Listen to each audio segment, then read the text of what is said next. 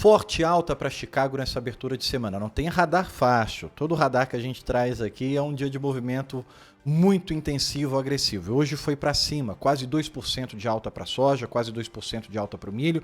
O clima ainda no radar, ainda decisivo para as lavouras americanas, mas teve um pouco de exagero, viu? O dólar que teve um movimento para baixo. O que isso impactou nos nossos preços aqui no nosso mercado brasileiro? É o que a gente vai discutir hoje, logo após a nossa vinheta.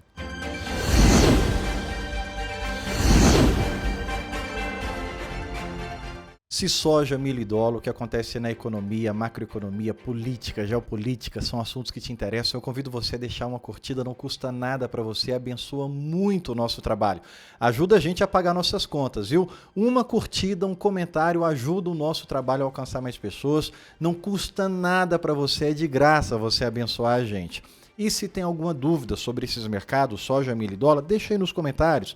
Radar de segunda-feira, eu trago o olhar das tendências de soja, milho e dólar. E no radar de quinta, a gente traz política, geopolítica, mas também traz as respostas para perguntas que vocês deixaram aí no radar de segunda. Então, se tem alguma dúvida sobre o rumo dos preços para soja, milho e dólar, deixa aí nos comentários que na quinta-feira a gente responde vocês. Quero deixar também à sua disposição a palestra da Royal Rural. É a única palestra do mercado para a tendência de soja, milho e dólar que traz o olhar da política, da geopolítica, da macroeconomia e por isso a gente é mais assertivo nas tendências. Leve a palestra da Royal para o seu evento e ateste essa assertividade que eu estou falando para você aqui. Sem mais delongas, nosso movimento foi para cima hoje, tanto em Chicago quanto na B3. O clima ainda é o motor, ainda impulsionando esse movimento de alta em Chicago. Clima em agosto ainda é decisivo para a produtividade das lavouras americanas. A gente já vai falar sobre isso, mas quero chamar sua atenção para o movimento de Chicago e também para o dólar, que teve um movimento de queda, mostrando que acima de 5,20 o mercado entende que é um dólar muito caro. Tem eleição já batendo no preço, tem eleição já entrando na formação de preço, mas o mercado não comprou muito a ideia de dólar acima de 5,20. Tá aí para você o ajuste da B3, para você que opera, isso aqui é só para operador de bolsa. Tira um print, esse foi o ajuste para cada contrato que você tem de posição ali na B3. Olhando para os preços, a paridade foi jogada lá para cima. E o que puxou os preços para cima? Você está vendo aí, ó, Chicago, para soja, mais de R$2 de alta. A gente ainda está trabalhando 149 no porto, pagamento setembro, mas a paridade está dizendo para a gente que tem que ir para 155. Saiu de 152, a paridade está trabalhando acima do que as trades estão pagando e foi para 155. O recado da paridade é o seguinte: preço da soja tem que continuar subindo.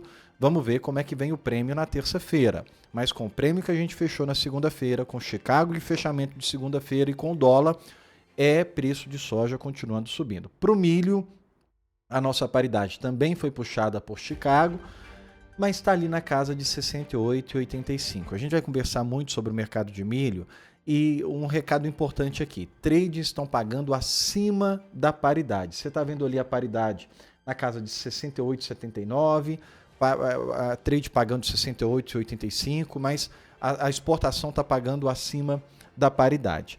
Quando a gente olha para o movimento mais importante do dia hoje, foi a qualidade das lavouras. A qualidade das lavouras de milho saiu de 61% para 60%, de soja saiu de 62% para 61%. O que fez o preço de Chicago disparar tanto? Primeiro, a gente já abre a semana com inundações nos Estados Unidos. Ronaldo, a água não quebra, o que quebra é seca. Pois é, mas agora tem excesso de água no solo e o mercado começa a especular que pode matar raízes. A planta não respira, falta oxigênio, falta nitrogênio e pode matar raízes. Não só excesso de água, como a gente também teve muito vento e tombou várias lavouras de milho, sobretudo em Indiana, parte de Illinois, parte de Iowa, também essa tempestade pegou. E o pior de tudo é que é a previsão que mais água pode cair nos Estados Unidos. Não é só água, é tempestade mesmo que pode causar prejuízo nas lavouras. Mas eu já digo para você aqui, eu acredito que essa alta foi um exagero. É porque a gente está tendo o Crop Tour da ProFarmer. Para quem está no mercado há mais tempo, sabe o quanto emblemático e o quanto tradicional é esse Crop Tour da ProFarmer. O Crop Tool da ProFarmer começou com produtividades abaixo do que o USDA havia apontado no relatório de agosto. O que o mercado colocou na conta hoje é o seguinte, que a produção dos Estados Unidos pode ser menor do que o USDA colocou em agosto, tanto pelo Crop Tool da ProFarmer, quanto pelo estrago que essas tempestades possam ter causado. Eu acredito que foi um exagero do mercado, correção tem que vir, só que essa correção ela pode não acontecer agora. A correção ela pode acontecer só no início da colheita, que acontece só lá para o meio de setembro. Estados Unidos, daqui a um mês, começa a colher. Então tem que vir pressão de queda para Chicago com o início da colheita, mas atente-se a uma informação. Qualquer queda de Chicago agora é pontual. É um movimento para barrigada. Cai um pouquinho para depois voltar a subir, porque a demanda americana é muito alta. Então, soja e milho nos Estados Unidos têm uma tendência de alta. Mas antes de se firmar essa tendência de alta, tem que colocar o preço da colheita. E colheita ainda não está no preço. Estados Unidos ainda não precificou o tamanho da colheita. Então, hoje a gente teve piora na qualidade das lavouras, o mercado atento às inundações que estão acontecendo nos Estados Unidos e ao Crop Tool da ProFarmer, que podem jogar a produtividade das lavouras para baixo, e foi isso que entrou no preço hoje, mas entrou um pouco de forma exagerada. Está aí para você as datas do Crop Tool da ProFarmer, cada data que vai passar por cada estado, e no dia 21, 3h30 da tarde, vem o resultado da ProFarmer. O que importa para o mercado são os números do USDA. O USDA não é obrigado a seguir ProFarmer, mas sempre que tem a divulgação do ProFarmer, o mercado responde, e já começou a responder logo nessa segunda-feira. Segunda, quarta, quinta tem Crop Tour, e sexta tem a divulgação do resultado do Crop Tour. É isso que está movimentando o mercado de Chicago é isso que vai movimentar o mercado de Chicago ao longo dessa semana. E sempre que vier com produtividade baixa para esses estados que estão listados aí, vão bater também na B3.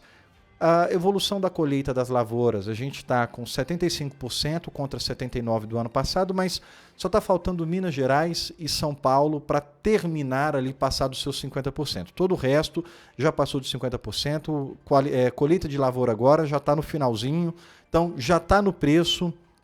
Esse número daqui a pouco ele já não faz mais pressão, porque faltam só 2 estados para avançarem na colheita, e não quer dizer que eles não começaram, já começaram. Minas Gerais já está acima dos seus 40%, São Paulo já está acima dos seus 40%, então colheita já entra praticamente 100% no preço. A gente teve hoje também a divulgação das exportações, o nosso SESEX, 2 milhões de toneladas de milho exportados até agora em agosto, 4,6 milhões de toneladas de soja exportados até agosto. Se o milho mantém o ritmo que está dizendo para a gente que ao final do mês vai exportar só 4,6 milhões de toneladas, que é pouco. Agosto para o milho precisa fechar com pelo menos 6 milhões de toneladas. Se chegar só a esse 4,6 é pouco, mas não me assusta. Mesmo que agosto seja pouco, quando a gente olha no line-up, a gente está vendo que tem apetite para exportação. O line-up está marcado praticamente 6 milhões de toneladas para milho.